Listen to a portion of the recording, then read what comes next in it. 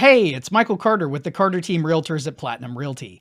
Today, just a quick update about some upcoming changes that are happening across the nation, resulting from the lawsuit against the National Association of Realtors in 2023. I want you to imagine these changes are a door that the Department of Justice has opened. We won't know what's on the other side of that door until we cross the threshold. So I'll just go over the initial changes for now. And these changes are coming up really quickly, so let's get into what they are and how they could affect you when you decide to buy your next home. Also, I've had a lot of people asking me specific questions about the changes that are happening, so we'll go over some frequently asked questions towards the end of the video.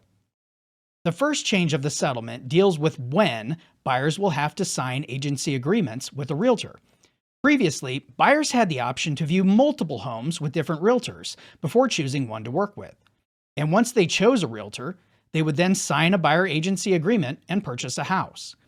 Starting August 17th, the only real change that's happening is that now, hiring a realtor needs to be the first thing crossed off the list before anything else. So as a buyer, when you're online looking at homes, remember that you'll want to find a great realtor to work with first, before you can go look at homes in person. A lot of people seem to be upset with this change, but agency agreements have always been part of the process.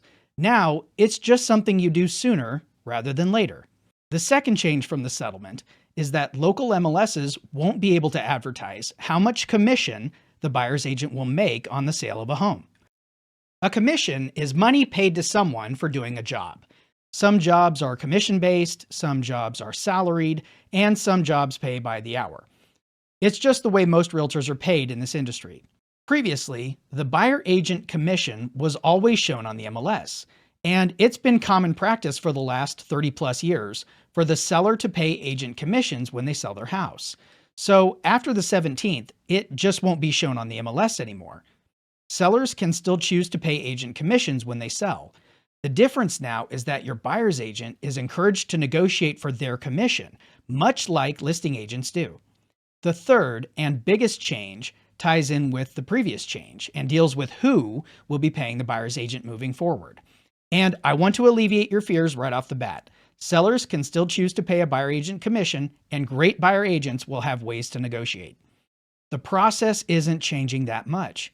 In some cases, home sellers may not pay for your buyer's agent, or they may pay some of your buyer agent costs, or they may pay all of your buyer agent costs, or you may choose to buy your next home directly through the listing agent and not have your own agent. All of these options are the same as the ones that existed before the settlement change. Every single one. So not much is changing at this point in time. Let's take some time to go over some of the most frequently asked questions by buyers. The first question is, do I need to sign an agency agreement with an agent before looking at properties? And the answer is yes. The only exception here is if you decide to not hire an agent and you instead go directly through the listing agent. In this case, the listing agent works for the seller and is showing you the home as part of their agency agreement with the seller. So you won't need to sign an agency agreement, but do be aware that the listing agent works for the seller, and any information you give them will also be told to the seller and may weaken your ability to negotiate if you decide to purchase. Moving on to frequently asked question number 2. Will buyer's agents disappear? I would say that's unlikely.